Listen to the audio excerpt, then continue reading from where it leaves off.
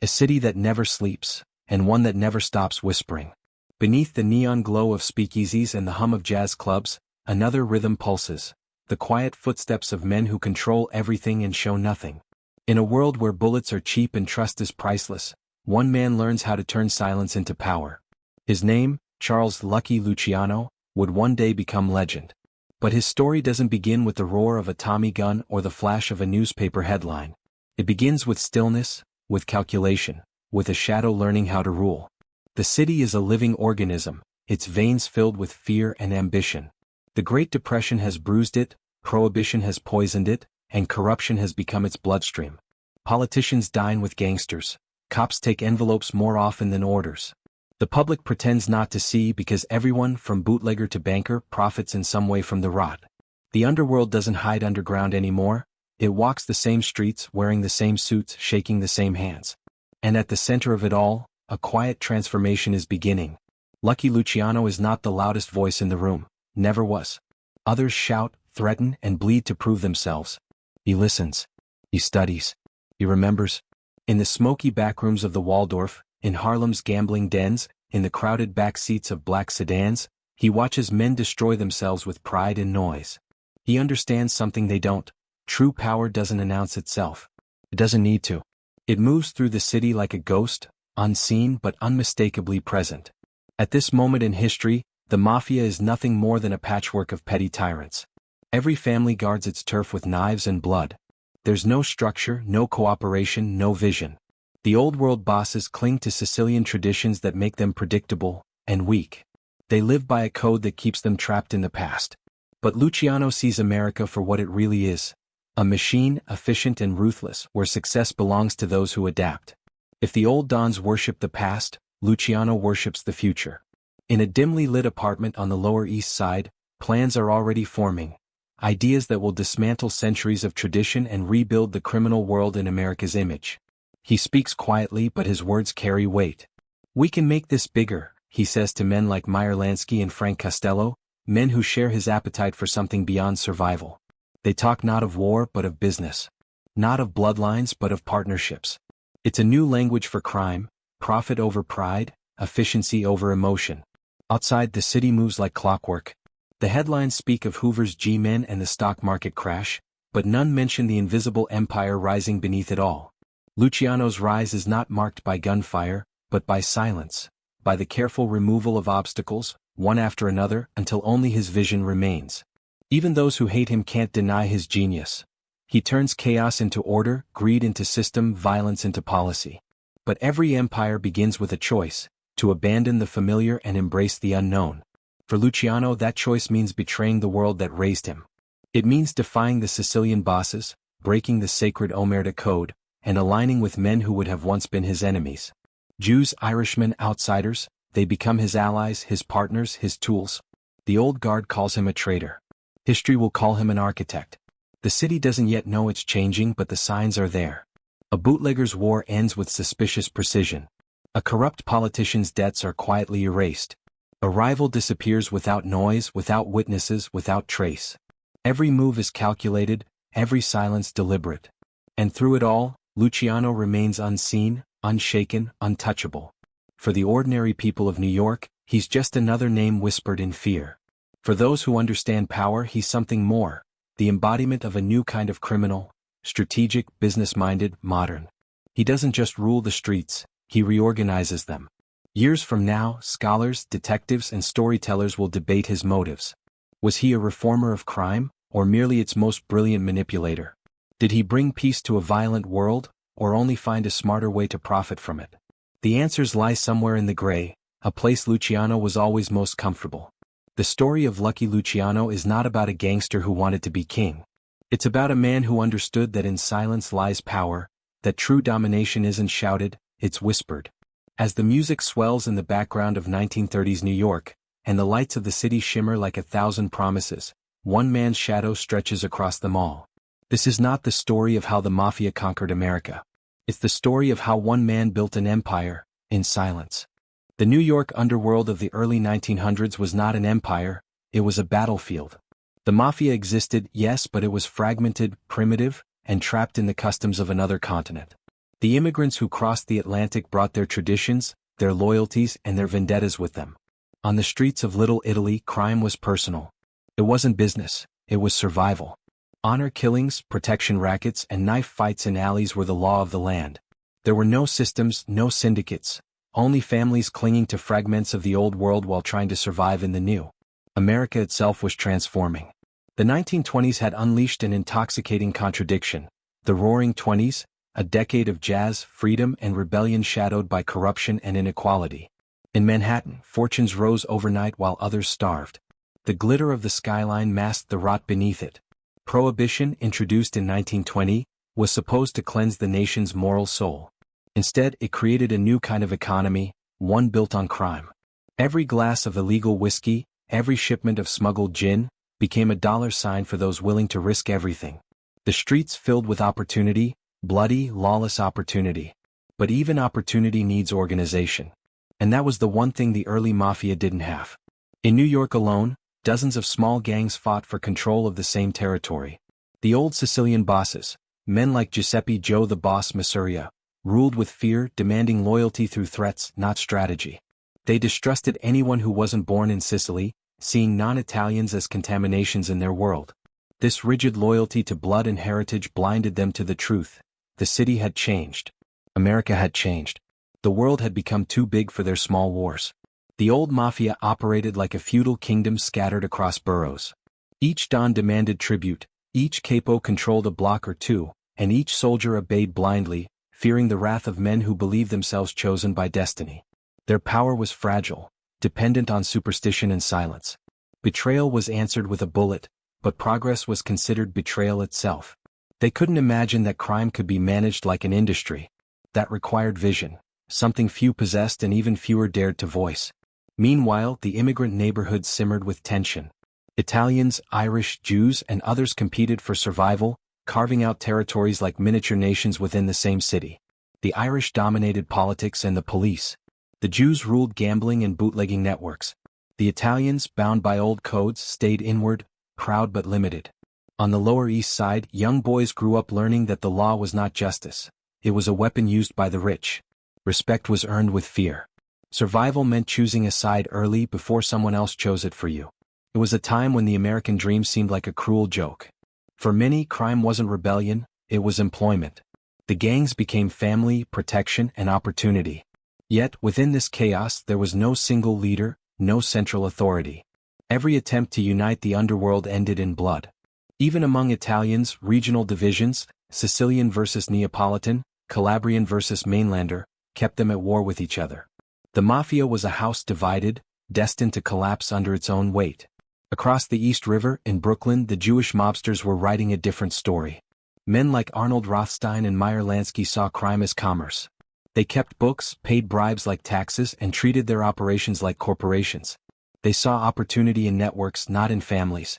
The contrast between their efficiency and the Mafia's tribalism was stark. Rothstein could negotiate with cops, judges, and politicians while Masuria was still settling disputes with stiletto knives. The difference was ideology, business versus blood. New York's police and politicians, meanwhile, played both sides. They raided speakeasies one day and collected protection money the next. The Tammany Hall machine thrived on the currency of corruption. To them, gangsters were both nuisance and necessity, the dark partners in an unspoken pact that kept the city running. The law existed, but it bent easily. Everyone had a price. And in this moral wasteland, a man with the right mix of charm, ruthlessness, and vision could rise faster than any legitimate businessman. The violence was relentless. Drive-by shootings became common, and entire families vanished overnight. Newspapers romanticized the chaos, rum wars, and beer wars, turning killers into celebrities. Yet behind the headlines, the Mafia was rotting from the inside. Its leaders were old men playing an outdated game in a modern city. They had power, yes, but no structure. They ruled by instinct, not intellect. And the more they clung to the past, the more inevitable their destruction became. This was the America Lucky Luciano inherited, a land of opportunity paved with corpses and contradictions. He didn't create the Mafia, he inherited its ruins. What he did differently was see the pattern hidden in the mess. To him, the gangs weren't enemies, they were assets. The corruption wasn't a problem, it was infrastructure. He saw the entire city like a chessboard, and unlike those before him, he wasn't afraid to mix the pieces, Italian, Jewish, Irish, if it meant winning the game. When Luciano first began to move through this fractured world, he wasn't trying to become a boss. He was trying to survive. But survival, for him, meant adaptation. He learned from the Irish how to buy politicians, from the Jews how to manage money, and from the Italians how to command respect. He absorbed everything, the arrogance of power and the logic of profit, and fused them into something new. In a city drowning in noise, he was listening for order. The stage was set.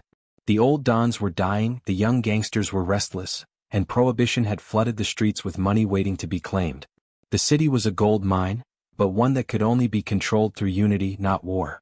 All it needed was someone willing to break the rules of the old world and write new ones for the new. That man was already watching, waiting, and learning. In the cracks of a broken city, Lucky Luciano was preparing to build an empire. Charles Lucky Luciano was not born lucky. He made himself that way. He entered the world in 1897, in the small Sicilian town of Lercarafritti, a place that smelled of dust, sweat, and survival. His father was a sulfur miner, a man hardened by a life of labor and disappointment. His mother, Rosalia, tried to hold the family together with quiet strength. But Sicily offered little mercy. It was a land ruled by poverty, superstition, and the shadow of the Cosa Nostra. Even as a boy, Luciano saw what power looked like, not wealth or education but fear. The men who commanded silence commanded everything. When he was 9 years old, his family boarded a ship bound for New York, carrying the same hope as millions of immigrants before them, a better life. They arrived in 1906, stepping into the chaos of the Lower East Side, the beating, overcrowded heart of the immigrant dream. The streets were narrow, filthy, and alive. Tenement buildings groaned under the weight of families stacked on top of each other. The language of survival here wasn't English or Italian, it was toughness. And young Charlie learned it quickly. At public school 19, Luciano was restless, sharp, and impatient. He didn't want to be a miner like his father or a factory worker like the men who filled the streets. He wanted respect, and in this neighborhood respect didn't come from good grades. It came from fear, reputation, and control. By age 10 he was running errands for local toughs, carrying messages, collecting coins. By 12 he had his own small gang demanding protection money from other kids on their way to school. Those who paid were safe. Those who didn't learned fast.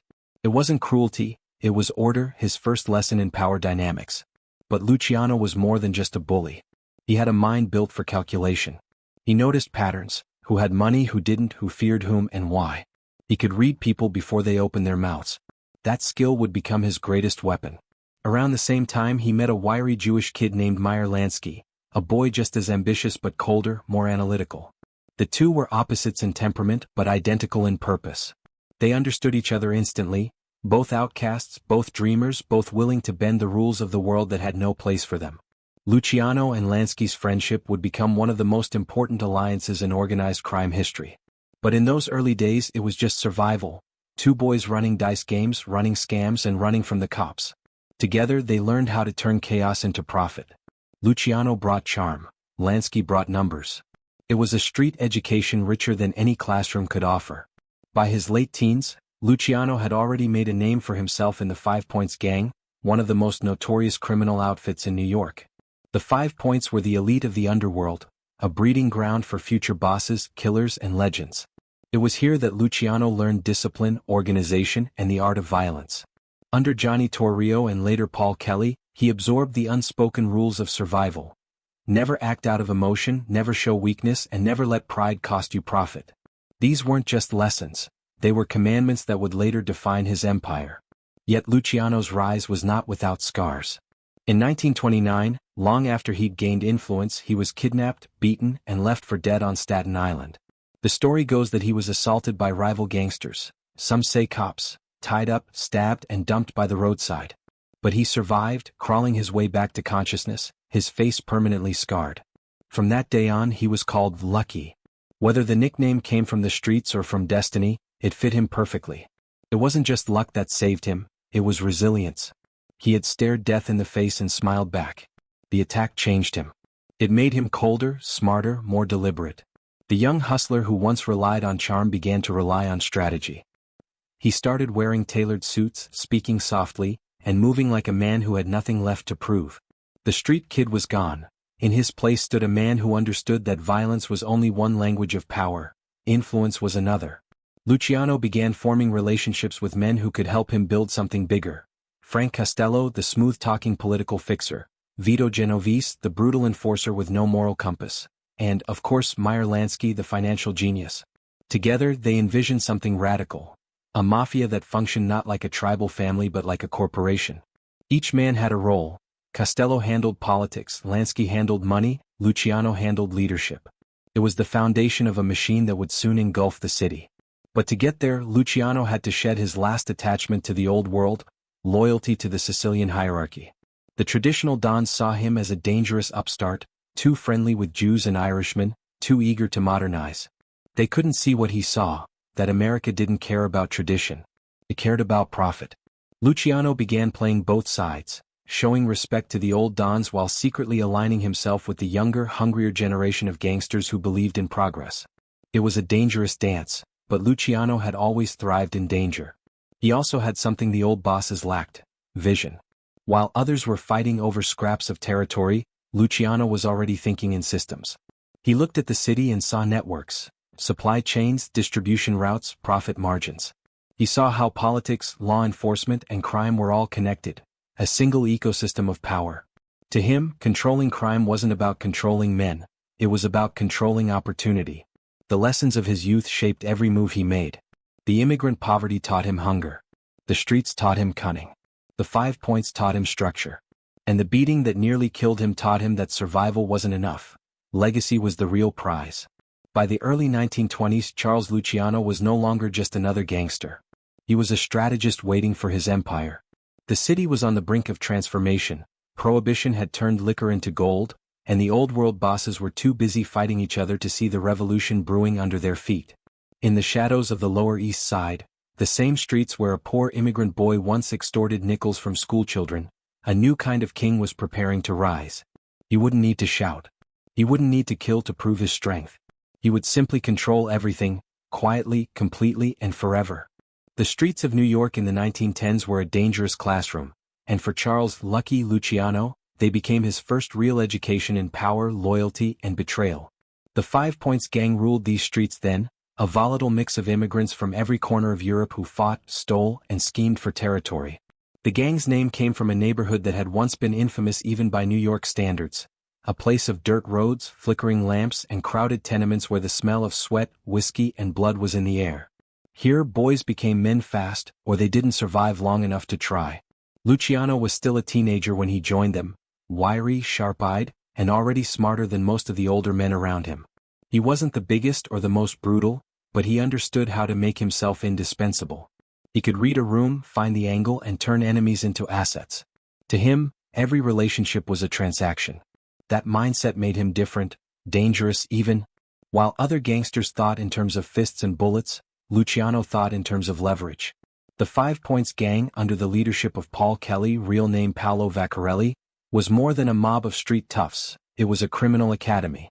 Kelly ran his operation like a business with soldiers, capos, and a chain of command that mimicked the military. He dressed well, spoke multiple languages, and understood politics. To young Luciano, Kelly was a revelation, proof that crime didn't have to be dirty or chaotic. It could be elegant, strategic, profitable. Luciano started dressing like his mentor, wearing pressed suits instead of street rags, learning to blend charm with intimidation. In those same years, Luciano's friendships would define the rest of his life. Meyer Lansky, the quiet mathematical mind behind many of his schemes, became his closest ally. Then came Benjamin Bugsy Siegel, brash, hot-tempered, and fearless, the kind of man who'd shoot first and argue later. Together, they formed a trio that blurred ethnic lines and rewrote the rules of the criminal world. Italians, Jews, and Irishmen didn't mix, not back then. But Luciano didn't care about bloodlines. He cared about results. It was Lansky who first taught him that emotion was the enemy of good business. The Jewish gangs, organized and efficient, operated with less superstition and more logic than their Italian counterparts. Luciano admired that. He saw that alliances could yield more power than wars ever could. "Why fight," he'd later say, "when we can all make money?" That line became his creed. Even as a young man, he was already thinking beyond the narrow confines of neighborhood disputes. He wanted control of systems, not streets. But learning to navigate both friendship and danger required balance. The 5 Points Gang was a volatile brotherhood. One wrong word could mean death. Luciano learned how to mediate disputes, how to manipulate egos, how to keep violent men from destroying themselves before they were useful. It was politics, street-level diplomacy. Every day on those corners was a lesson in psychology. He watched men destroy themselves with pride, and he vowed never to make the same mistake. He also learned that respect wasn't just about power, it was about perception. On the streets, reputation was currency. Luciano cultivated his carefully. He paid when others stole, dressed when others hid, and spoke with the kind of calm confidence that unnerved both friends and rivals. He didn't need to raise his voice, his silence did the talking. By the time he reached his early 20s, his name carried weight. He wasn't feared for his violence, he was feared for his certainty. Still, the streets tested him constantly. Every ally could turn into an enemy overnight. Every handshake carried a hidden blade. He lost friends, made enemies, and buried both. When rivals crossed him, Luciano didn't respond with rage, he responded with precision. If someone had to disappear, it happened cleanly, quietly. He wasn't interested in spectacle. That cold efficiency would later define the Luciano method: power without noise. The world outside the gang was changing fast. Prohibition had just begun and alcohol was now illegal, but only on paper. For gangsters, it was the opportunity of a lifetime.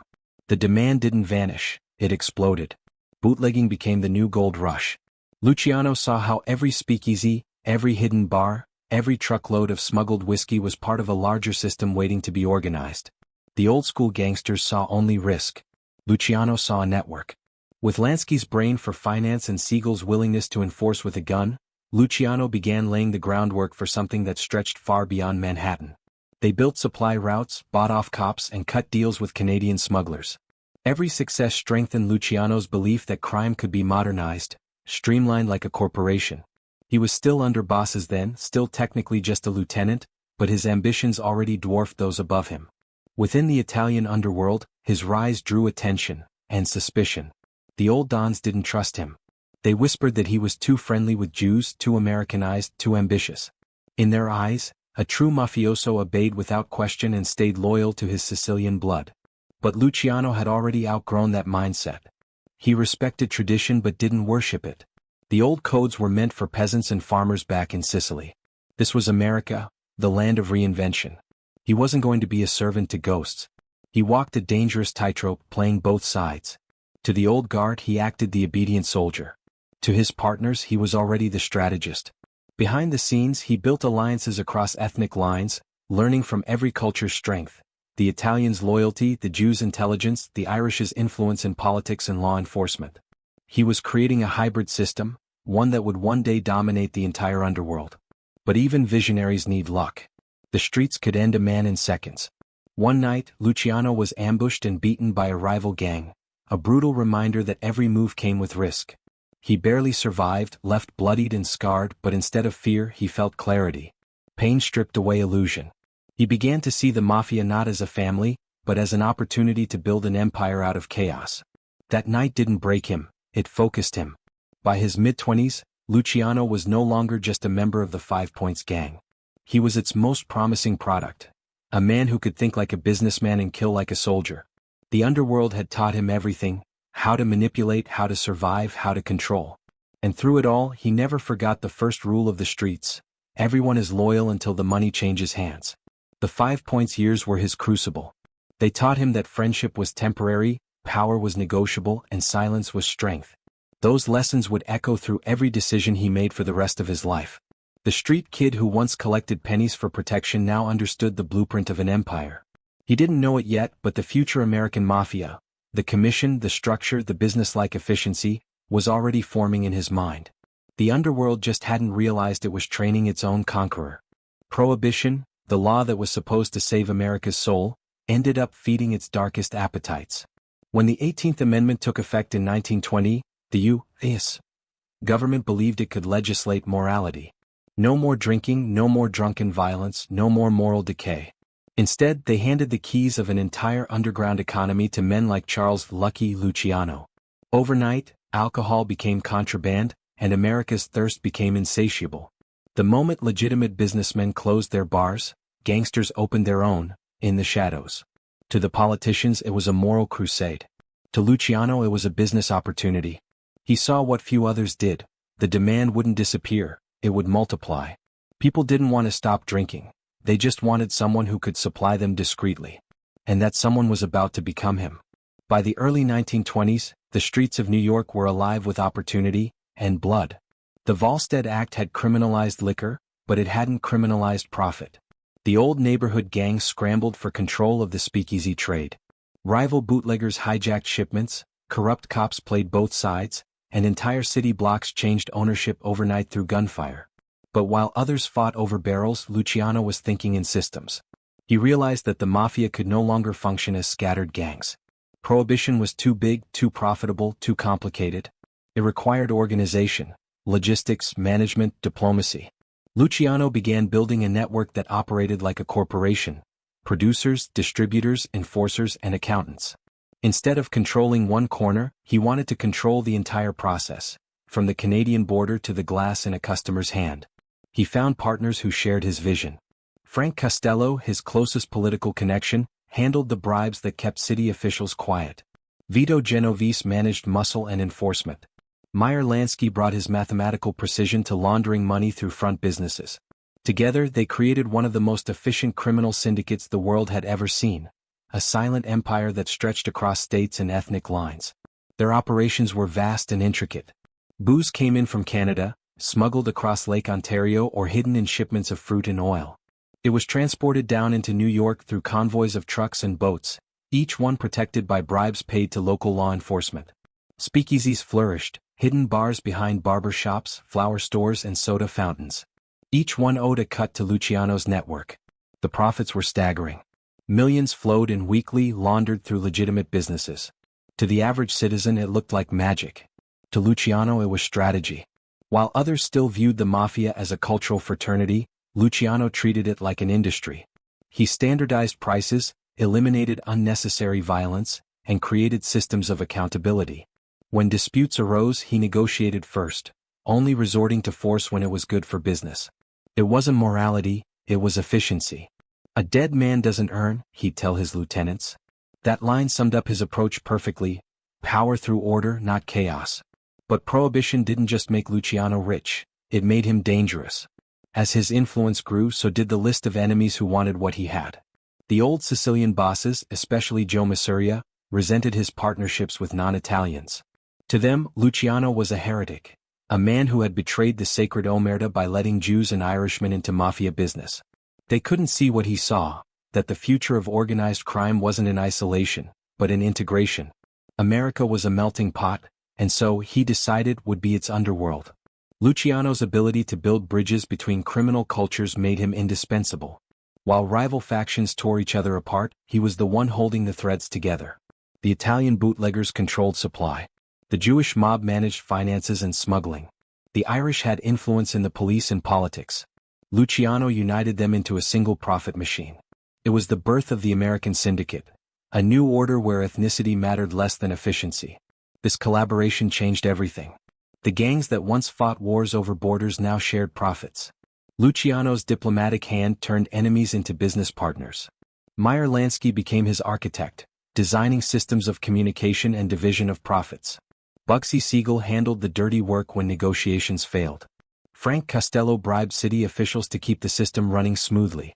Luciano orchestrated it all, moving the pieces quietly from behind the curtain. While the newspapers obsessed over gunfights and public shootouts, Luciano operated in the background, unseen, untouched. He rarely appeared in the headlines. He didn't crave fame, he craved control. And his control was absolute. He didn't just run the streets, he ran the city's underground economy. Every bottle poured in a Harlem nightclub, every glass raised in a Manhattan speakeasy, paid silent tribute to him. But beneath the success, pressure simmered. Prohibition was making gangsters rich, but it was also making them reckless. The streets ran red with blood as rival families tried to muscle into the trade. Dutch Schultz, Legs Diamond, and other ambitious figures turned Manhattan into a chessboard of bullets. Luciano watched it all with cold detachment, understanding that survival didn't come from fighting every battle, it came from choosing the right ones. He began to see prohibition not just as a profit machine but as a test. It revealed who could adapt and who couldn't.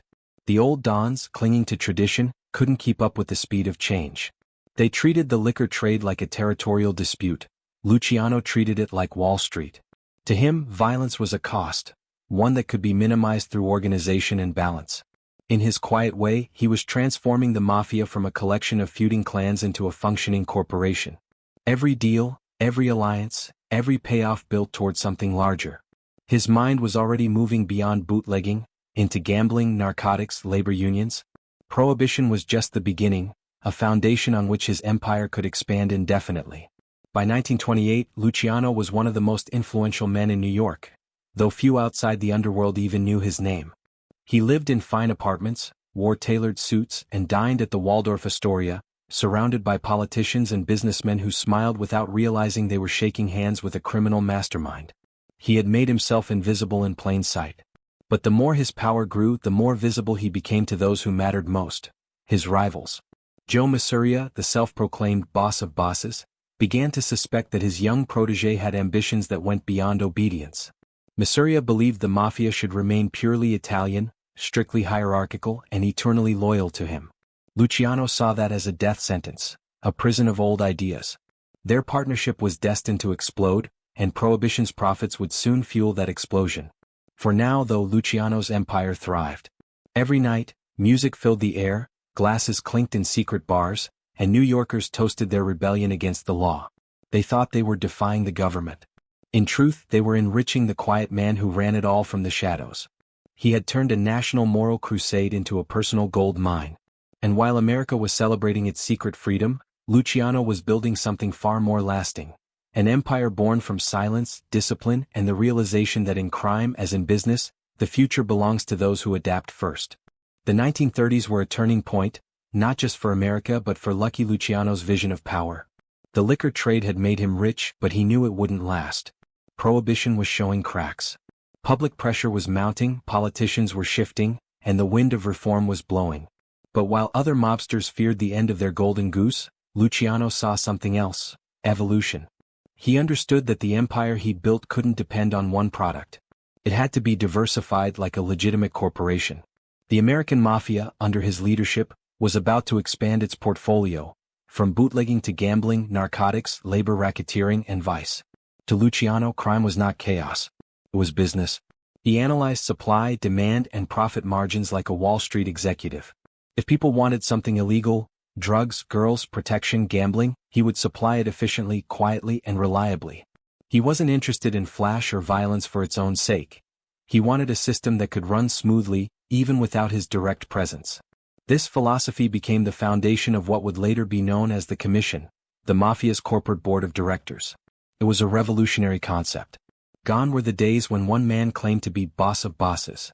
Instead, Luciano built a council of equals, the heads of the most powerful families in New York and beyond. Each boss controlled his own territory and business interests, but all major decisions went through the Commission. It was both a peace treaty and a power structure, democracy by fear and profit. Under this new order, crime became organized in ways America had never seen. Gambling was at the center of it. Luciano and his partners, especially Meyer Lansky, understood that gambling wasn't just entertainment, it was a human instinct, a reliable source of endless revenue. They opened casinos and betting houses, both legal and illegal, from New York to Havana. Money flowed through racetracks, horse bets, and dice tables, all laundered through legitimate fronts. Meyer Lansky, the mob's accountant, played a critical role in this transformation. With his sharp mind and mathematical precision, he designed a network of shell companies and offshore accounts that made tracing Mafia money nearly impossible. He and Luciano were a perfect balance, the brain in the hand, the strategist and the enforcer. Lansky managed the numbers, Luciano managed the people. Meanwhile, Frank Costello became their political arm. Costello wasn't a typical gangster. He had a statesman's composure.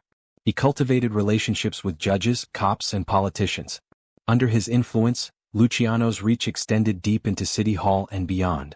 The Mafia no longer operated merely in the alleys and speakeasies, it had penetrated the institutions that once hunted it. Together, this trio, Luciano, Lansky, and Costello, represented the evolution of organized crime. They were no longer street toughs with guns. They were businessmen in suits, operating empires worth millions. Their operations stretched into construction, unions, nightclubs, and real estate. They controlled the docks, the trucks, the ports, the arteries of New York's economy. Luciano's genius wasn't just in expansion, but in integration. He blurred the line between legal and illegal. He understood that a dollar didn't care where it came from, only where it was going. His organization invested in legitimate enterprises, used them as fronts for laundering, and created feedback loops of profit. For every gambling den, there was a restaurant to wash the money. For every smuggling route, there was a trucking company to justify the fuel. The Mafia had become a parallel economy, one that operated silently alongside the American system. If the U.S. government was a republic, Luciano's empire was its shadow. It had rules, taxes, governance, and even diplomacy. When disputes arose, they were settled by the commission, not with bullets in the street. For the first time, peace, however temporary, became profitable. But not every business was as elegant as gambling. There were darker corners, and Luciano wasn't blind to them. Narcotics were beginning to enter the American market, smuggled from Asia and the Middle East. It was risky, brutal, and highly lucrative. Many bosses avoided it, fearing attention from the feds. Luciano saw potential, a quiet, exclusive trade for the highest bidders. Though he often denied direct involvement in drugs, his associates knew the truth. Heroin shipments moved through his channels, protected by bribes and silence. Then there was prostitution, another industry he organized under a corporate model. In 1935, Manhattan's sex trade was chaotic, dangerous, and inefficient. Luciano reorganized it like a business division. Pimps became managers. Brothels were run like offices with fixed prices, regular hours, and protection payments. It was a calculated system, one that made millions. To the police, it was an invisible empire of sin. To Luciano, it was just another division of his company. His ability to professionalize vice made him both powerful and untouchable. For a while, the public never saw the machine behind the curtain, only the glamour. Nightclubs like the Stork Club and the Cotton Club glittered with celebrities, politicians, and mob money. The Mafia had woven itself into the cultural fabric of the Jazz Age. But Luciano's ambition wasn't confined to New York. His network stretched internationally. He had contacts in Cuba, where Lansky later helped establish casinos with government approval. He had partners in Italy who supplied narcotics and protection. Even as Prohibition faded, Luciano's empire kept expanding, resilient, adaptable, and hidden beneath the surface of normal society. He once told a reporter, "We're businessmen. We just supply a demand." It wasn't bravado, it was clarity. He believed the Mafia wasn't evil, just efficient. To him, America's moral hypocrisy was laughable. The same politicians who preached law and order at the podium were the ones taking his bribes in private. Luciano's cynicism was his armor. He understood the game and played it better than anyone else. And yet, for all his order and brilliance, there was a creeping flaw in his empire, the illusion of invincibility. Every great system, no matter how well designed, depends on secrecy and trust. Luciano's system depended on thousands of men, each one with a secret, each one capable of betrayal. He could manage crime but not human nature. As the 1930s deepened, the U.S. government was starting to evolve too. Law enforcement was modernizing. District attorneys like Thomas E. Dewey were building reputations by taking down mobsters. Wiretaps, surveillance, undercover work, all were new weapons in a war Luciano thought he had already won. For now, though, he was still on top. His empire ran with precision. His reputation, cold, intelligent, and untouchable, inspired both fear and admiration. To the public he was a mystery, to his peers he was a king. And yet beneath the calm surface, cracks were beginning to form. Small betrayals, quiet investigations, whispers in backrooms. Lucky Luciano had built the business of crime, efficient, profitable, and disciplined. But soon he would discover that no empire, no matter how perfectly organized, can escape the human flaws that created it. By the mid-1930s, Lucky Luciano stood at the summit of power, but even the highest mountain casts a shadow. His empire was vast, structured, and terrifyingly efficient. The money flowed like rivers, gambling dens, union kickbacks, narcotics shipments, and brothels all feeding into one silent treasury. He had politicians on his payroll, judges in his pocket, and cops who saluted him in the street. To the outside world he was invisible, a phantom businessman whose influence could be felt in every illegal dollar spent in New York. But power never exists without resistance. And in the criminal underworld, allies were often indistinguishable from enemies. Luciano's genius had always been his ability to balance relationships, to turn rivals into partners, to transform blood feuds into board meetings. But those same alliances were volatile, built on greed and fragile loyalty. As the profits grew, so did the tension. Every gangster wanted a bigger slice of the pie. Every boss wanted more respect. The peace Luciano had brokered after the blood-soaked Castellamarese War was holding, but only just. At the center of this delicate balance were men like Frank Costello, Vito Genovese, and Meyer Lansky, each powerful, ambitious, and dangerous in his own right. Together they made Luciano's empire unshakable. Separately they were potential threats. Costello, ever the diplomat, preferred influence over violence. Lansky valued order, efficiency, and profit above ego. But Genovese, he was different. He was brutal, impulsive, and hungry for dominance. And though Luciano trusted him, he also understood that Genovese's loyalty was conditional, rooted in opportunity, not respect. While Luciano orchestrated the grand vision, Genovese was the one managing the darker corners, the murders, the extortion, the enforcement. He was indispensable but volatile. He believed that one day the throne should be his. And though he never said it aloud, everyone in Luciano's circle could feel the ambition radiating off him. Tension within the ranks was only part of the problem. Outside forces were closing in too. The U.S. government, once blind to the Mafia's operations, had begun to pay attention. Prohibition was ending and the media needed new villains. The newspapers began printing words like organized crime and syndicate. District Attorney Thomas E. Dewey, a man with a spotless reputation and political ambition, was hunting for a case that could make him famous. Luciano, even with his discretion, was beginning to appear on the radar. But inside the underworld, something even more dangerous was stirring: jealousy. Other mobsters resented Luciano's calm control. They saw him as a businessman pretending to be a gangster, a man who used meetings and agreements where once there had been bullets and respect. Old-timers whispered that he had betrayed the Sicilian way, that he had polluted the Mafia with Jews and Irishmen. His modern vision, his commission, was revolutionary, yes, but to many it was heresy. No one embodied that resentment more than Dutch Schultz, the volatile and ruthless Jewish gangster who ran the Harlem rackets. Schultz was a ticking time bomb, unpredictable, violent, and obsessed with control. His ambition clashed directly with Luciano's methods. Schultz believed in terror, Luciano believed in order. When Schultz began talking about assassinating Thomas Dewey, the very prosecutor investigating organized crime, Luciano realized this wasn't just bad business, it was suicidal. Killing a public official would bring down the full wrath of the government on the entire underworld. To Luciano that was unacceptable. But Schultz wouldn't listen. He saw Dewey as a threat that had to be eliminated. So Luciano convened the commission, the council he himself had created, to decide what to do. The meeting was tense, quiet, and heavy with consequence. Around the table sat the most powerful men in organized crime: Meyer Lansky, Frank Costello, Albert Anastasia, and others. The vote was unanimous. Dutch Schultz had to go. Soon after, in October 1935, Schultz was gunned down in a Newark chophouse, his empire divided among the commission's allies. Luciano hadn't fired a single bullet, but his decision had sent a clear message. No one, not even a millionaire gangster, was above the new order. Power in his world wasn't proven by violence anymore. It was proven by control.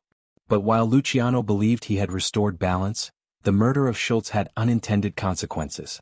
Thomas Dewey, the very man Schultz wanted dead, now had a reason to focus even harder on dismantling organized crime. And the headlines began to link Luciano's name, however quietly, to the vast network of vice that ruled New York's nights. Inside his own ranks, pressure continued to build. Vito Genovese's ambitions grew more obvious by the day. He wanted Luciano's chair. And while Luciano was busy managing political connections and maintaining alliances, Genovese was strengthening his own power base, cultivating fear and loyalty among the soldiers, bribing new officials, and quietly preparing for the day his mentor would fall. Meanwhile, law enforcement had begun to piece together the scope of Luciano's operations. What had once been invisible was now leaving trails: financial records, witness testimonies, whispers in the red light districts. The very order Luciano had built, with its divisions, managers, and records, now made his empire traceable. It was the same flaw that brought down Al Capone a few years earlier: bureaucracy leaves paper. In 1935, a young woman named Cokie Flo Brown, a small-time madam, was arrested during a raid. She was terrified, desperate, and willing to talk. What she revealed shocked the police. an organized prostitution network that linked directly to Luciano's lieutenants. It wasn't evidence yet, but it was a thread. And Dewey began to pull it. The year 1936 became a season of anxiety for Luciano. He was still the king of the underworld, but the whispers of betrayal and investigation were growing louder. Friends avoided public meetings. Politicians became distant. Even some of his own men began to act nervously. The system that had made him powerful was beginning to turn against him, because systems, unlike people, can't be bribed or intimidated forever. And then came the betrayal that hurt most, from within. One of Luciano's trusted associates, a man named Davy the Jew Batillo, was arrested and pressured into cooperation. Under interrogation he confirmed details about the prostitution rings, the girls, the brothels, the payments, and the chain of command. Luciano wasn't directly managing them, but Dewey didn't need direct evidence. He needed a narrative, a picture of a man ruling vice through fear and delegation. Behind closed doors, Luciano's inner circle started to fracture. Lansky and Costello urged caution. Genovese began distancing himself. The commission grew restless. Everyone sensed that the golden age of untouchable power was ending. But even in the face of danger, Luciano remained calm. He refused to run, to panic, or to show weakness. To his enemies it looked like arrogance. To his allies it was leadership. He believed he could outthink the system, that his intelligence and influence could neutralize any threat. Yet, as history would show, not every enemy can be bought, and not every storm can be negotiated. The alliances Luciano had built, the web of partnerships that had lifted him to power, were now unraveling. The enemies he had once tamed were circling again, waiting for their chance. And this time, for the first time, lucky Luciano would find himself without luck. By 1936, the golden age of Lucky Luciano's empire was beginning to fade, not with an explosion but with the slow tightening of a noose. The man who had once commanded the streets of New York with invisible authority now found himself being hunted by a force he couldn't bribe, charm, or intimidate: the law. His enemies had always come with guns. Now they came with subpoenas. And their leader wasn't another gangster. It was a young, relentless prosecutor named Thomas E. Dewey. Dewey was everything Luciano's world feared: incorruptible, ambitious, and armed with a sense of moral purpose. He wasn't just chasing criminals, he was building a legend. His goal was to expose the entire structure of organized vice in New York City, to tear open the invisible empire that men like Luciano had built in silence. And he understood one thing that few others did: Lucky Luciano was the keystone. Remove him and the entire arch might collapse. Dewey's campaign began quietly. His investigators infiltrated the brothels, gambling dens, and protection rackets that formed the veins of Luciano's operations. They spoke to prostitutes, pimps, and small-time gangsters, people who were invisible to the public but essential to the system. For years, these lower-level figures had been too afraid to talk.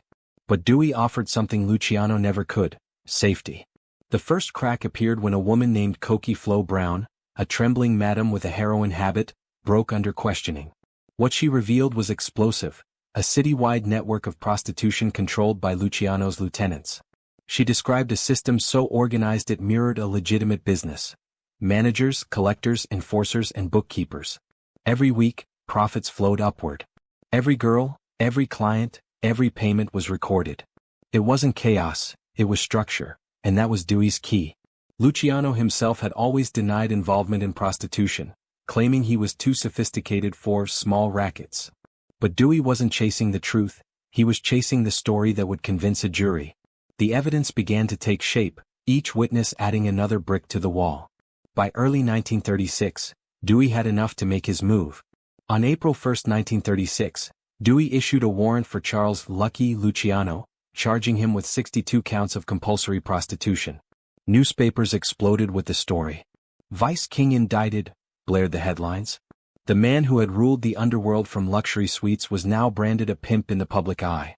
Luciano was in Hot Springs, Arkansas when he heard the news, living comfortably, gambling openly, and believing himself untouchable. Hot Springs was a neutral zone, protected by bribes and long-standing agreements with local authorities. But Dewey's reach extended farther than anyone expected. When Arkansas police received the order to arrest him, Luciano's instincts kicked in. He fled south toward Mexico, hoping to slip away before the law could catch up. But fate, or perhaps irony, had other plans. 2 days later he was caught near Galveston, Texas by local law enforcement acting on Dewey's orders. When they placed him under arrest, Luciano reportedly smirked and said, "Well boys, it looks like my luck's run out." It was a rare moment of truth, the calm acceptance of a man who understood that every empire eventually draws its reckoning. The extradition battle that followed was fierce. Luciano hired the best lawyers money could buy, arguing that the charges were political, exaggerated, and baseless. But Dewey was unyielding. He personally appeared in court, making a public show of the proceedings. The newspapers devoured it. For the first time, the name Lucky Luciano was known not just in the underworld, but in every American home. By June 1936, he was back in New York, standing before a grand jury. The press painted him as a criminal mastermind, suave, intelligent, and utterly ruthless. Photographers captured his cold smile, his tailored suits, his unbothered demeanor. To the public he was both villain and celebrity. To Dewey he was the symbol of corruption itself. As the trial began, Dewey unveiled his strategy. He would prove that Luciano's prostitution network was a business, a corporation of vice, and that Luciano sat at its head like a CEO. The prosecution called dozens of witnesses, madams, prostitutes, drivers, and collectors. They described the hierarchy, the payoffs, the fear. Dewey's voice rang through the courtroom as he painted Luciano not as a street thug, but as the architect of organized sin. Luciano's defense team countered that he had no direct connection to the women or their businesses. They argued that Dewey's witnesses were unreliable, addicts, criminals, desperate people looking for deals. They accused Dewey of using intimidation and spectacle. And yet, behind the scenes, the jury was being swayed by something far more powerful than evidence: narrative. Dewey wasn't just prosecuting a man. He was telling a story of evil, greed, and moral decay, with Lucky Luciano as its protagonist. The trial was a circus. Crowds lined the courthouse steps. Journalists filled the benches, sketching every glance and smirk. Luciano sat calmly through it all, his hands folded, his face expressionless. He was still lucky, even here, unflinching under the weight of destiny.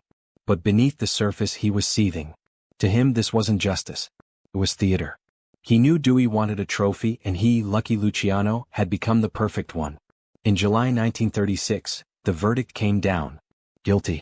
The sentence, 30 to 50 years in prison, the longest ever given for such a crime at the time. As the judge read the decision, the courtroom fell silent. Luciano didn't flinch. He simply turned to his lawyer and said, "Let's get it over with." Outside, the press hailed Dewey as a hero. Headlines declared that the vice empire had fallen. Politicians praised his courage. For the American public, it was a victory against corruption. For the underworld it was a warning: even kings could bleed. But inside Sing Sing prison, where Luciano was sent to serve his sentence, something remarkable happened. His empire didn't collapse. It adapted. His lieutenants, Costello, Genovese, and Lansky, continued operations in his absence. The money still flowed, the businesses still ran. Luciano's leadership had been so efficient that even from behind bars, the system functioned. It was the ultimate testament to his genius. He had built a machine that could run without him. And while the government celebrated its triumph, they didn't realize they had only removed the man, not the structure. The hidden war that Dewey believed he'd won was far from over. Luciano's arrest marked the end of one era, but it was also the beginning of another, one where the Mafia would evolve again, becoming even harder to see, even harder to destroy. In the silence of his prison cell, Lucky Luciano began to plan. Not for freedom, but for legacy. He knew that empires don't die in the open. They fade into the shadows, waiting for the next opportunity to rise. When Lucky Luciano entered Sing Sing prison in 1936, the world believed it was witnessing the fall of a king. But kings, especially the quiet kind, rarely stay powerless for long. Behind the stone walls and iron bars, where most men broke or faded into obscurity, Luciano adapted. The man who had built a criminal corporation out of chaos wasn't about to let confinement undo him. His empire might have been wounded, but it wasn't dead. In many ways, his imprisonment revealed just how deep his influence ran, not just through the streets of New York but into the very fabric of American power. At first, prison life was a shock. The noise, the filth, the monotony, a far cry from the tailored suits and luxury apartments he'd grown accustomed to. Yet even here, Luciano maintained his composure. He observed, calculated, and slowly began to assert control in the only way he knew how: through respect. The guards called him Mr. Luciano. Fellow inmates sought his advice. He didn't shout or threaten. He didn't need to. His reputation had already entered the prison long before he did. While Dewey and the newspapers celebrated his downfall, Luciano was quietly reorganizing what remained of his empire. Letters, messages and coded notes made their way in and out of Sing Sing, carried by lawyers, friends and bribed officials. Outside, his partners, especially Frank Costello and Meyer Lansky, ensured the machine continued to run. Costello handled the political connections, keeping the Mafia's relationship with Tammany Hall alive. Lansky expanded the organization's financial reach, moving money through Cuba, Florida, and the Caribbean. And then there was Vito Genovese, the man who had once been Luciano's most trusted lieutenant. During Luciano's imprisonment, Genovese saw opportunity. With the boss behind bars, someone had to fill the vacuum. But Genovese was never content to be a caretaker. He wanted the throne. Within months he began consolidating his own power, reaching out to allies, whispering promises, and rebranding himself as the natural successor to Luciano. What followed was a quiet civil war, not fought with guns but with influence. Genovese claimed he was simply keeping things running, until Luciano returned. In truth, he was replacing Luciano's loyalists with his own men. Some resisted and disappeared. Others bowed to the inevitable. Luciano heard the whispers through smuggled letters and coded reports. He understood the game, and he knew Genovese was playing for keeps. But Luciano also had something Genovese didn't: loyalty. Costello, Lansky, and Anastasia remained true. They respected Luciano not just for his power but for his vision, the order he had brought to the chaos of the Mafia. They understood that without him, the Commission, his greatest creation, could fracture. So they worked to preserve it, using Luciano's name as a symbol of authority, even as he sat in a cell. Outside the prison walls, the world was changing. The 1930s gave way to the 1940s, and with it came the storm of World War II. As America prepared for war, the U.S. government found itself facing new kinds of threats: sabotage, espionage, and coastal insecurity. In early 1942, a German submarine sank the SS Normandy, a massive ocean liner docked in New York Harbor. Panic spread through military and intelligence circles. The waterfront, vital to America's war supply chain, was notoriously corrupt and difficult to control. The government needed help from someone who could command fear and loyalty among dockworkers and longshoremen. Someone like Lucky Luciano. It was a moment of poetic irony. The same government that had condemned him as the Vice King of New York now needed his help to protect the city. Naval intelligence officers, working through intermediaries, reached out to Luciano's associates. The arrangement was simple but unprecedented. In exchange for assistance securing the docks and ensuring no sabotage took place, Luciano would be granted leniency, and perhaps, one day, freedom. Through his contacts on the outside, Luciano gave the word. The waterfront unions, many of which were controlled by his organization, cooperated immediately. Surveillance increased. The Mafia's silent network became a line of defense against potential Axis agents. To this day, historians debate how extensive Luciano's contribution really was, but one thing is clear: the alliance between the U.S. Navy and the Mafia changed his fate. By 1945, as the war neared its end, the government faced a moral dilemma. Luciano had technically helped the war effort, and political pressure was mounting to reward him. Dewey, now the governor of New York, was presented with the proposal: commute Luciano's sentence in exchange for deportation. Dewey was no fool. He understood the optics. Freeing America's most notorious gangster could destroy his career. But he also knew the Navy's intelligence reports were real. In January 1946, after serving only 9 years of his 30 to 50-year sentence, Lucky Luciano was released, on the condition that he would be deported to Italy. It was a bittersweet victory. He had escaped the walls of Sing Sing, but America, the empire he had built, the city he had ruled, was now forbidden to him. The day he left Ellis Island, reporters gathered to capture his final moments on American soil. Luciano, dressed impeccably as always, smiled faintly and said, "I did what I had to do. I always did." He boarded the ship quietly, carrying no luggage but a lifetime of secrets. When the skyline of New York faded into the distance, so did an era. Luciano's empire remained, functioning, profitable, and alive, but it was no longer his. From afar, he would watch as others fought for the power he once wielded effortlessly. Genovese, Costello, Anastasia, each would claim to inherit his legacy. And each would learn the same lesson he had: power is never owned. It's only rented. Yet even in exile, Luciano was not done. His name still commanded respect across oceans.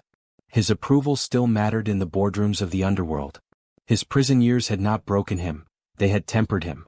He had learned patience, control, and the art of survival, lessons that would serve him well in the final chapter of his life. The fall of Lucky Luciano wasn't a sudden crash. It was a slow descent, a man of brilliance undone not by violence, but by the inevitability of his own creation. He had built a system too vast to control forever. The law had caught up with him, yes, but in truth, it wasn't the government that ended his reign. It was time itself, the one enemy even Lucky couldn't outthink. And yet, even in defeat, his fingerprints remained everywhere, on every racket, every alliance, every decision made in the shadows. The man was gone, but the system endured. That was his greatest paradox. Luciano lost his freedom, but his design became immortal. The trial of Charles Lucky Luciano was not just a courtroom battle, it was a public spectacle. 4 months, it became the heartbeat of New York's newspapers, a moral drama played out before a nation that had long whispered about the invisible empire ruling its cities. This was more than a legal proceeding. It was the clash between myth and justice, between the invisible hand of organized crime and the visible face of American law. The year was 1936. Special Prosecutor Thomas E. Dewey, young, ambitious, and determined, had made Luciano his personal crusade. To Dewey, this case was more than an indictment of one man, it was a message to the entire criminal underworld. No one, not even Lucky Luciano, was untouchable. Dewey's team had spent months collecting testimony from prostitutes, madams, and pimps, attempting to link Luciano to the city's vast prostitution network. It was a bold move. Luciano had never been known for involvement in vice rackets directly. He had always been too smart for that. His genius lay in delegation, layers of intermediaries that insulated him from exposure. But Dewey's approach was different. He didn't need to catch Luciano in the act. He needed to convince the jury that Luciano's influence alone made him responsible. The prosecution painted Luciano as a shadow ruler, the unseen monarch of sin whose orders trickled down through lieutenants and enforcers to the city's brothels. Witness after witness, many terrified or coerced, took the stand. They told stories of payoffs, orders, and whispered commands. Some accounts were contradictory, others clearly rehearsed, but they built a compelling narrative of power and control. The courtroom itself became a stage of contrasts. On one side sat Dewey, clean-cut, articulate, every word calculated to appeal to public morality. On the other, Luciano, impeccably dressed, calm, and unshaken. He rarely spoke, but his presence dominated the room. Reporters described his cold confidence, the faint smirk he wore when witnesses stumbled, the way he met Dewey's gaze without fear. To many, it looked as if he was still in control, even as the state tried to destroy him. Behind the scenes, the pressure was immense. Dewey's team faced harassment, threats, and the constant fear that the Mafia might retaliate. Some witnesses disappeared or recanted their statements. Others came forward unexpectedly, drawn by promises of protection or the allure of the spotlight. But Dewey, relentless, pressed on. He knew this was his moment. If he could convict Luciano, he wouldn't just make his name, he would change the course of law enforcement history. The defense strategy was as sharp as Luciano himself. His lawyers attacked the credibility of witnesses, exposing inconsistencies and moral flaws.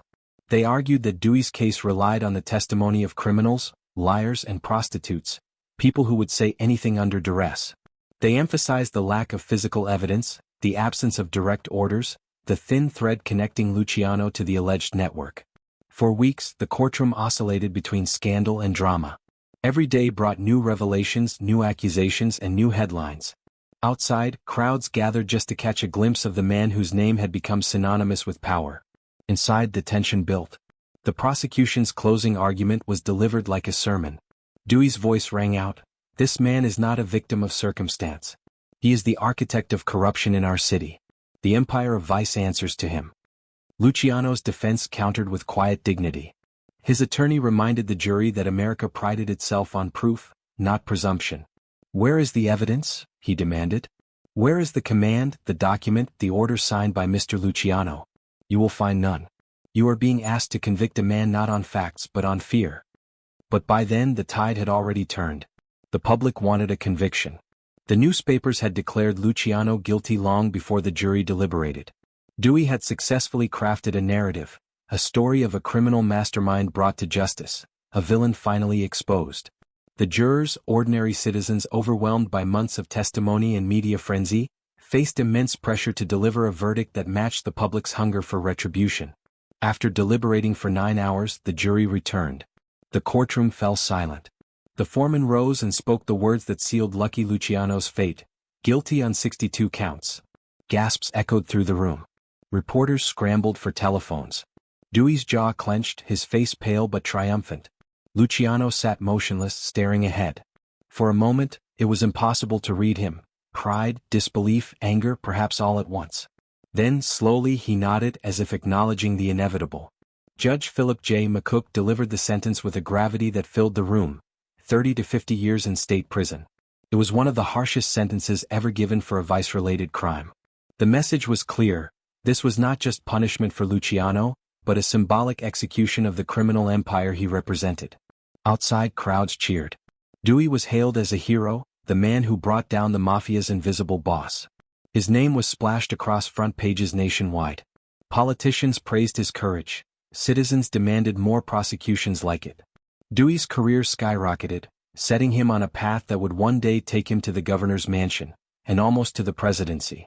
For Luciano, the aftermath was quieter but infinitely more profound. As he was led away in handcuffs, he turned to a reporter and said, "Tell them I'll be fine. You can't jail a $1 million brain." It was an eerie promise, a hint that even behind bars he would find a way to endure.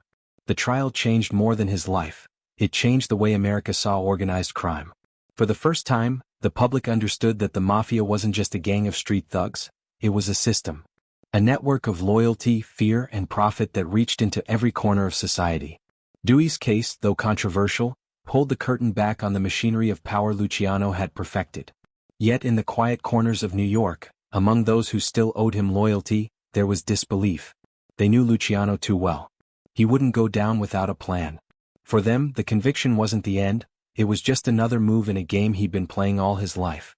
Luciano's empire did not collapse with his sentencing. The structure he built, the commission, the alliances, the rules, continued to function. Costello, Lansky, and others took up the mantle, ensuring business went on as usual. The empire no longer needed its king to survive. It ran on the system he had designed. That was his true genius, the ability to make himself indispensable even in absence.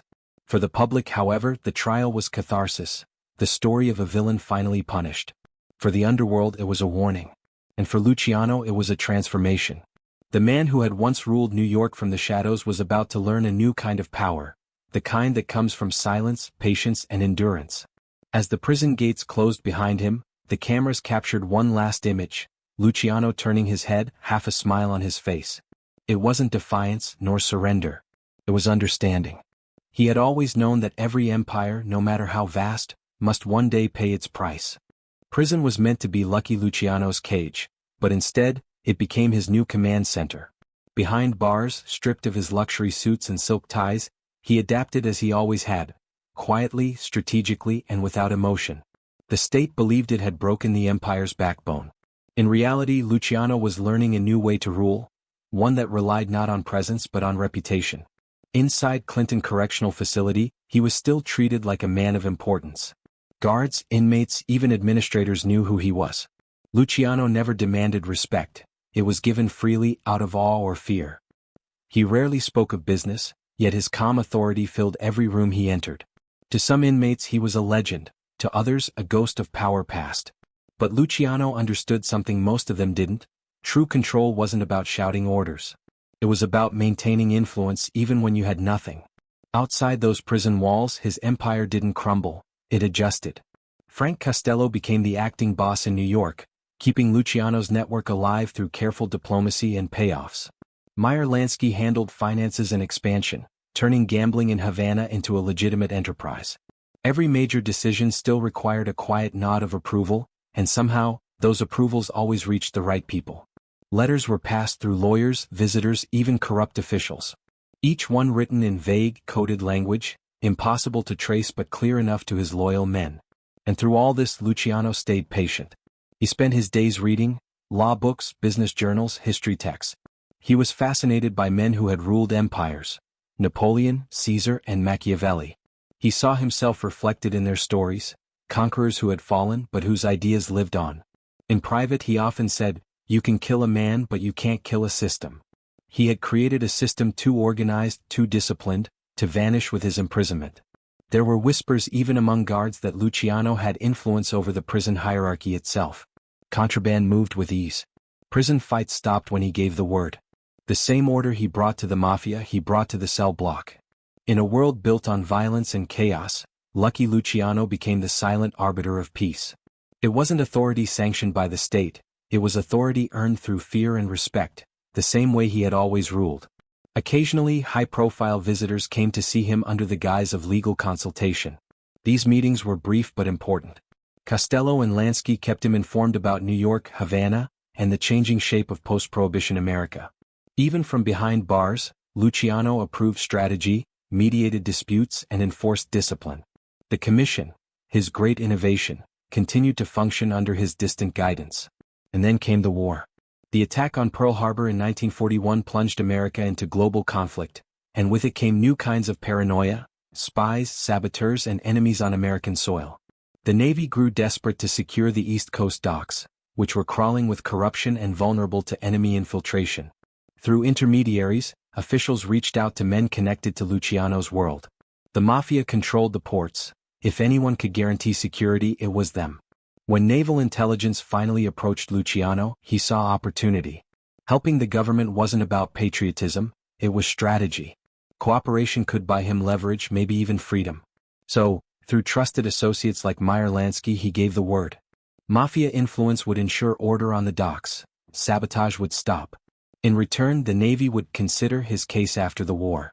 For years, that secret alliance remained buried. But it worked. Reports of Nazi activity in the New York harbor vanished. Luciano's network had done what the government couldn't, it made the waterfront safe.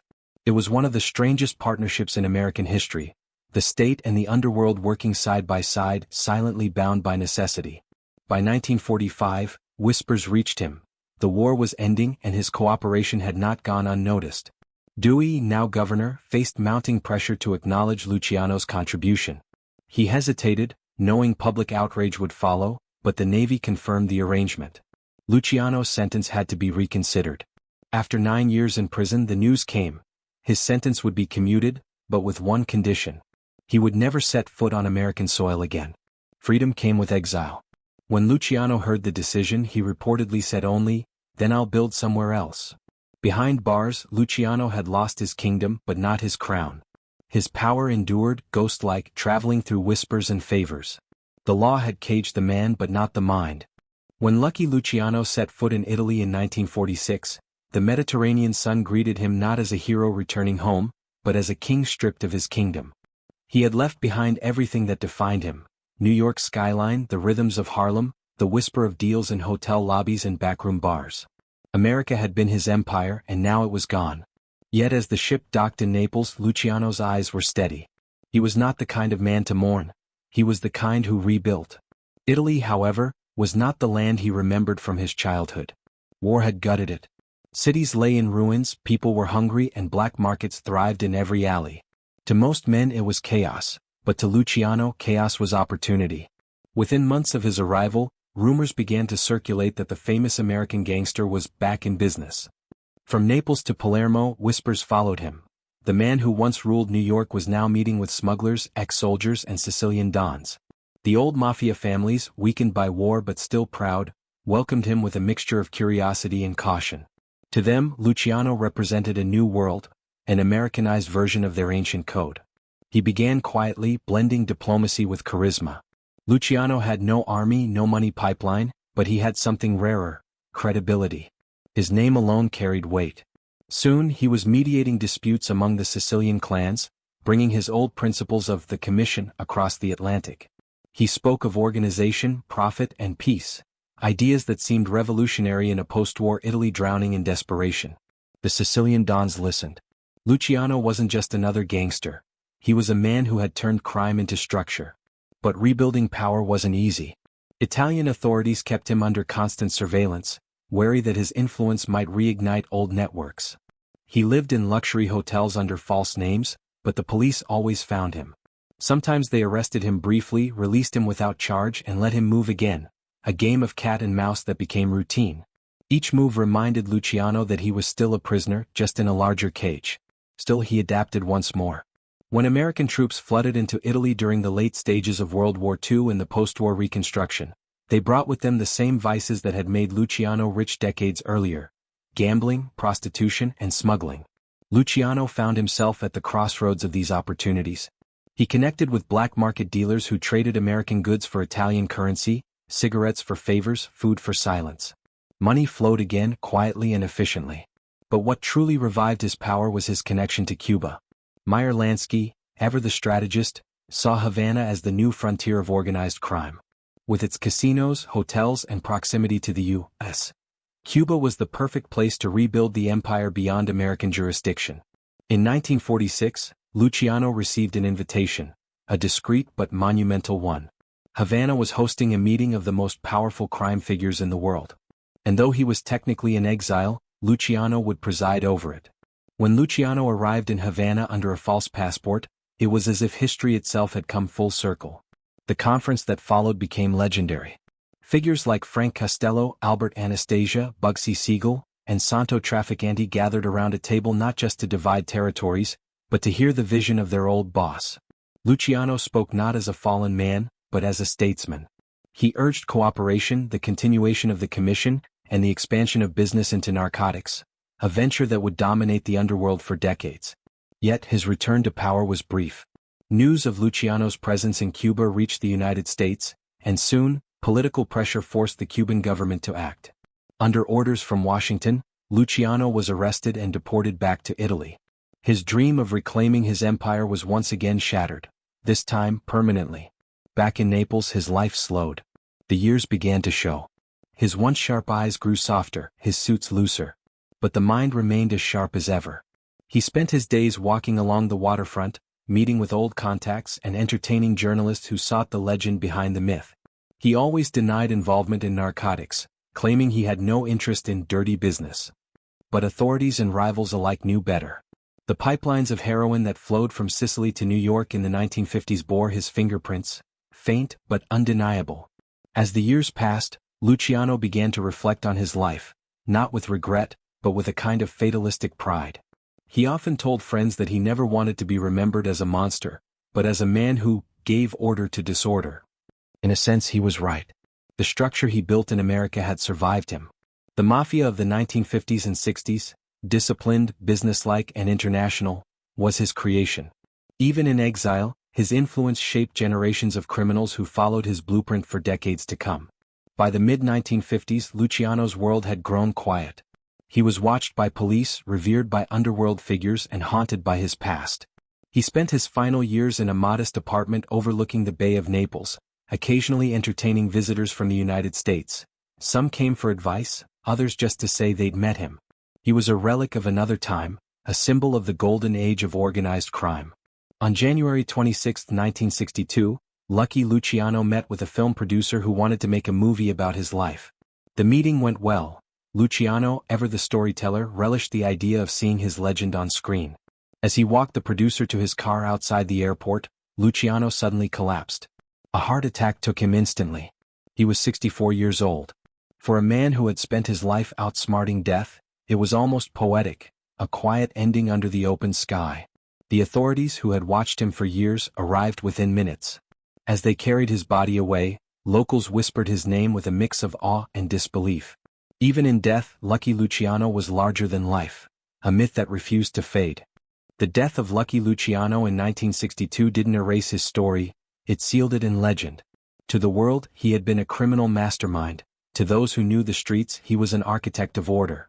His funeral in Naples was modest, but the symbolism was immense.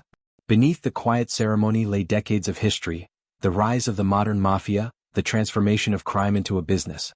Even in death, he was treated not as a man but as an idea. When his remains were later returned to New York, it was as if history itself had come full circle. The city he had once ruled now buried him in its soil. Around his grave stood men who had built their own fortunes using the system he created, the commission, the structure, the discipline. Luciano's rules had outlived him. Every major crime family in America still followed his blueprint, consciously or not. He had turned chaos into an institution. In the decades that followed, Lucky Luciano became a symbol, part myth, part warning. He was neither the brutal thug of the tabloids nor the romantic anti-hero of Hollywood. He was something more complex. He understood power as few men ever have, not as brute force but as control, patience and perception. To him, fear was a tool, loyalty a currency, and silence the highest form of intelligence. Yet for all his cunning he died alone and far from the empire he built. His downfall wasn't just the law, it was inevitability. Every system he created carried the seeds of its own decay. But in a strange way that's what made his story timeless. A man who tried to turn crime into order and discovered that order too can become corruption. Lucky Luciano's life was more than the tale of a gangster. It was a mirror held up to the human obsession with control. From the alleys of the Lower East Side to the boardrooms of Havana and the shadows of Naples, he proved that power is never truly taken, only negotiated. His empire may have been illegal, but its principles, organization, influence, and adaptability, remain universal. He left behind no speeches, no memoirs, only a legacy written in silence. The way crime learned to think like business and how ambition, when untethered from morality, reshapes the world in its own image. In the end, Lucky Luciano's greatest creation wasn't the Mafia itself. It was the idea that even in the shadows, power can be built with precision, patience, and silence.